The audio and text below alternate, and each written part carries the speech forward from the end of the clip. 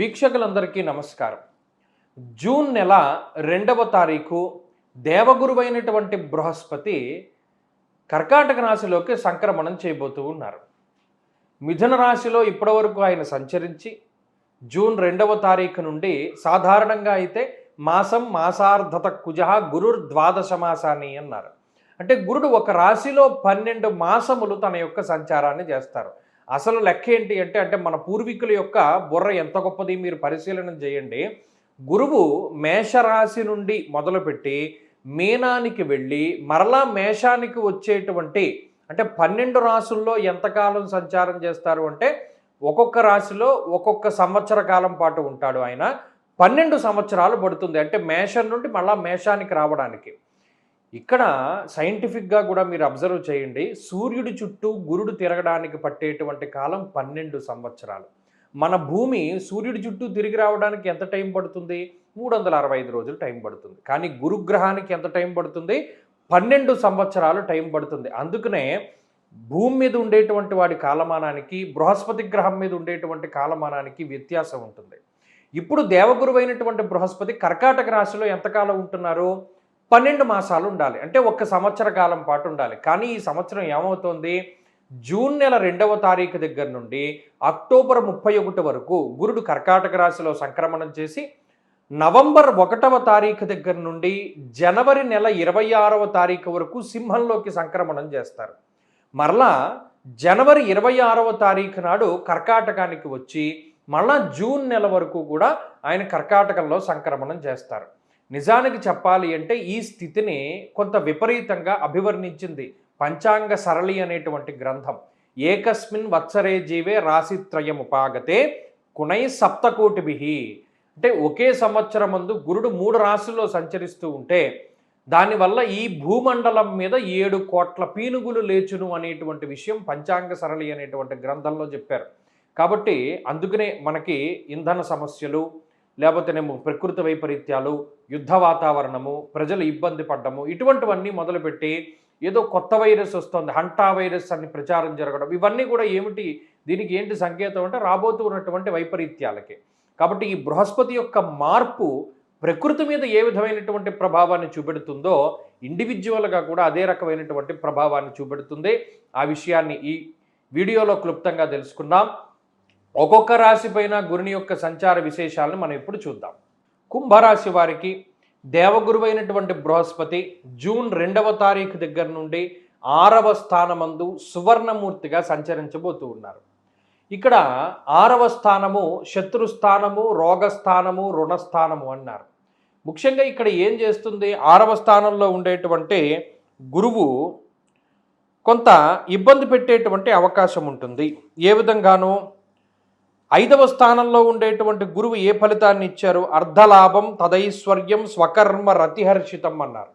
అంటే ఆయన చాలా మంచి శుభ ఫలితాన్ని ఇచ్చారు. ఇక్కడ 6వ స్థానమందు స్వజనైర్ దూషణం చైవ షష్ఠస్థానగతే గురువు అన్నారు. 6వ స్థానమందు ఉండేటువంటి గురుగ్రహం వల్ల సొంత బంధువులు ధారాపుత్ర విరోధస్య స్వజనే కలహస్తదా అన్నారు. ఇక్కడ ఒక విషయాన్ని దృష్టిలో పెట్టుకోవాలి. 6వ స్థానం శత్రుస్థానమే, రుణస్థానమే, రోగస్థానమే అయినప్పుడు గురు దృష్టి ఎక్కడ పడుతుంది? 12 మీద పడుతుంది, 3 మీద పడుతూ ఉంటుంది, అలాగే 9వ స్థానం మీద పడుతూ ఉంటుంది ఈ గోచారంలో. అప్పుడు ఏమవుతుంది?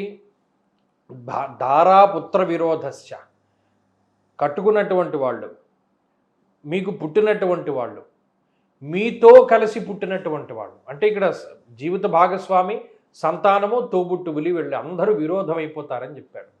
మీ ఆత్మబంధువులు, మీ స్వజనులు, మీ మిత్రులు, మీ సన్నిహితులు ఎవరైతే ఉన్నారో వారితోటి తగువులు వస్తాయని చెప్పాడు. శత్రువుల యొక్క సంఖ్య పెరుగుతుంది, రుణబాధలు పెరుగుతాయి, అలాగే రోగబాధలు పెరుగుతాయి అన్నాడు. దీర్ఘకాలికంగా వచ్చేటువంటి వంశపారంపర్యంగా వచ్చేటువంటి అనారోగ్య సమస్యలు వస్తాయి అని చెప్పి శాస్త్రంలో చెప్పబడి ఉన్నది. అలాగే 12వ స్థానానికి గురు దృష్టి, దానివల్ల సుఖం ఉండదు, నిద్ర ఉండదు, శారీరక శ్రమ, అలసట అధికంగా ఉంటాయని చెప్పాడు. అలాగే పూర్వపుణ్యం తగ్గిపోతూ ఉంటుంది.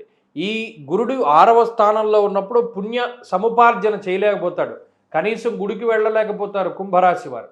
దేవుడికి దండం పెట్టలేకపోతారు, అనుష్ఠానం చేయలేకపోతారు, ఏకాగ్రత ఉండదు, చేయడానికి అసలు సావకాశమే ఉండనివ్వడు ఆయన.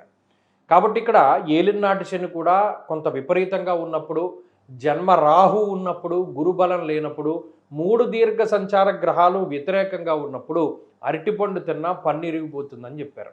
కాబట్టి దగ్గర పెట్టుకోవాలి, ఒళ్ళు దగ్గర పెట్టుకోవాలి. ఇటువంటి సందర్భాల్లో ఎటువంటి సాహసోపేతమైనటువంటి చర్యలు చేయకూడదు. ఎవరిని నమ్మి రూపాయి ఇవ్వకూడదు, ఎక్కడ పెట్టుబడి పెట్టకూడదు. మీ దగ్గర బాగా డబ్బు ఎక్కువైపోతే దాన్ని ప్రాపర్ ఇన్వెస్ట్మెంట్ చేసుకోవాలి, లేకపోతే మీ డబ్బు అలాగే అకౌంట్లో ఉంచేసుకోవాలి తప్పితే ఏది చేయకూడదు. ఏం చేసినా కలిసి రాదు. ఈ విషయాలను దృష్టిలో పెట్టుకోవాలి.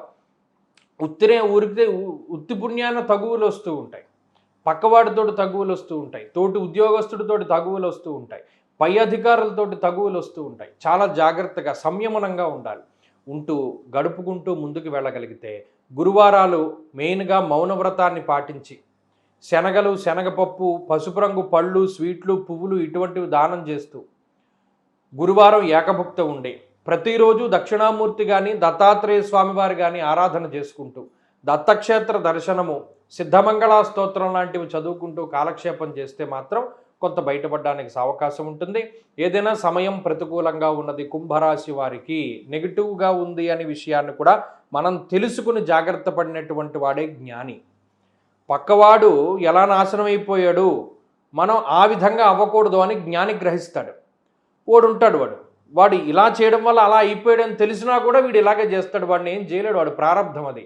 ఇక్కడ జాతకం ఉన్నది ఎందుకు, టైం బాగాలేదని చెప్పినప్పుడు మార్చుకోగలిగినటువంటి వాడు గొప్పవాడు. ఇక్కడ ఇంకో తిరగాల్సి ఉంది ఏంటి, జాతకంలో దశాంతర దశలు బాగుంటే గోచార పరిస్థితులు ఇబ్బంది పెట్టవు. కాబట్టి జాతకం బాగుందో లేదో కూడా తెలుసుకోవడం చాలా ముఖ్యం.